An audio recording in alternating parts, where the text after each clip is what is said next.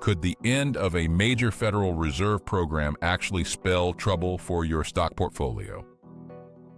Today, we're diving into why Jerome Powell's latest move might have Wall Street on edge and what it could mean for your investments. Here's the scoop. At the Federal Reserve, led by Jerome Powell, just announced plans to wind down its quantitative tightening program. That's a big deal.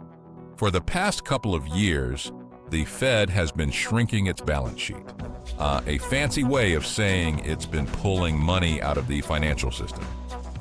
This is called quantitative tightening, or QT for short. The idea behind QT is to fight inflation by making money a little harder to come by. But here's where things get interesting. Historically, when the Fed stops tightening and shifts back to a more neutral or even easy money policy, stocks have tended to do better.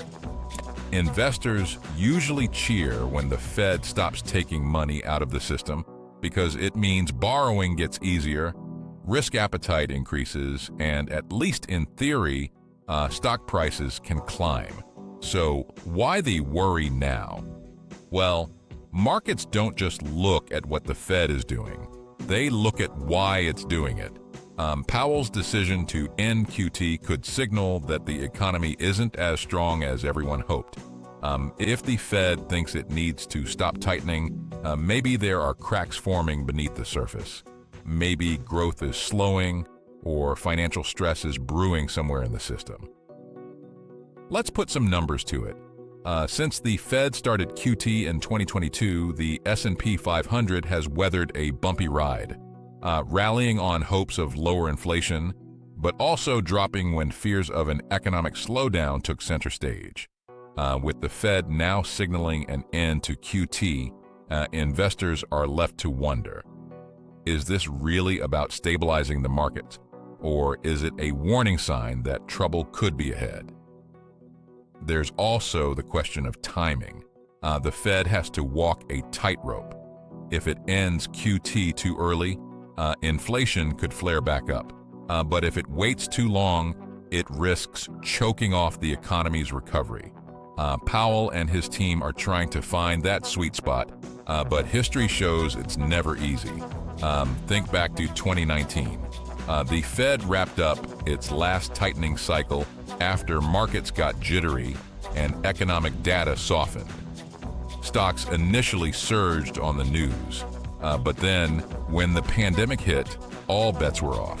While we're not predicting another crisis, it's a reminder that markets can react quickly and unpredictably to shifts in Fed policy. What should everyday investors do with this information? First, don't panic. Policy shifts like this are a normal part of the economic cycle, but it's a good time to review your portfolio.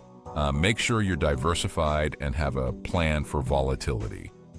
Keep an eye on how interest rates and Fed decisions impact the companies and sectors you're invested in.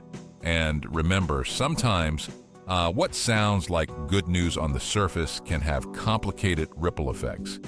So what do you think?